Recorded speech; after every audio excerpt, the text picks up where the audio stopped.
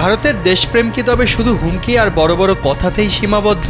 ভারত পাকিস্তান সীমান্ত উত্তেজনায় পাকিস্তানের বিরুদ্ধে খেলবে না জানিয়ে আইসিসির কাছে দাবি জানিয়েছিল ভারত। সম্প্রতি ওয়ার্ল্ড চ্যাম্পিয়নশিপ অব লিজেন্ডসেও পাকিস্তানের বিপক্ষে খেলতে নামেনি সাবেক ভারতীয় খেলোয়াড়রা। তবে এশিয়া কাপে ঠিকই পাকিস্তানের বিপক্ষে বাধ্য ছেলের মতো মাঠে নামবে টিম ইন্ডিয়া। তাই তো ভারতের এমন দেশপ্রেমের নাটক নিয়ে চটেছেন সাবেক এক পাকিস্তানি স্পিনার। বরাবরই যিনি ভারত পাকিস্তান ইস্যুতে পক্ষ নেন ভারতেরই। খেলা নিয়ে তাই প্রোপাগান্ডা ছড়াতে বারণ করলেন কানেরিয়া।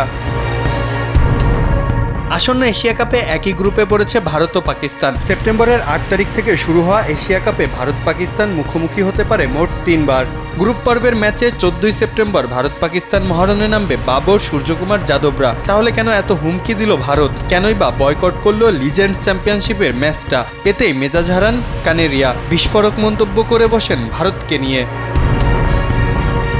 সামাজিক যোগাযোগ মাধ্যমের এক পোস্টে তিনি লেখেন, ভারতীয় ক্রিকেটাররা লিজেন্ডস চ্যাম্পিয়নশিপের ম্যাচটা বয়কট করে ন্যাশনাল ডিউটির দোহাই দিয়ে, কিন্তু এশিয়া কাপে ঠিকই জাতীয় দল পাকিস্তানের বিপক্ষে খেলতে নামে। তখন কোনো সমস্যা নেই। পাকিস্তানের সাথে জাতীয় দল খেলতে পারলে লিজেন্ডস চ্যাম্পিয়নশিপ ম্যাচটাও খেলা উচিত। মিথ্যা দেশভক্তি না দেখানোরও অনুরোধ জানান তিনি।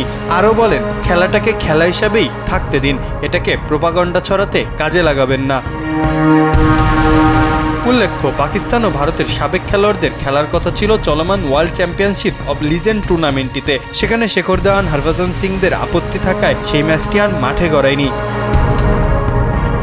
এদিকে কানেরিয়া সনাতনী ধর্মাবলম্বী হওয়ায় তার উপরে চটেছেন ভারতীয়দের একাংশ। তিনি হিন্দু হয়েও পাকিস্তানের পক্ষে কথা বলে ধর্মকে অবমাননা করছেন এমন অভিযোগও তুলেছেন কেউ কেউ। মাস সাতেক পরেই ভারতে অনুষ্ঠিত হবে আগামী টি-20 বিশ্বকাপ। এর আগে এই উত্তেজনার রেশ কখন থামবে সেটিই এখন বড় প্রশ্ন। যদিও ক্রিকেটটা থামিয়ে রাখছে না ভারত, পাকিস্তানের সাথে দিব্যি খেলে যাচ্ছে টুর্নামেন্টগুলোয়।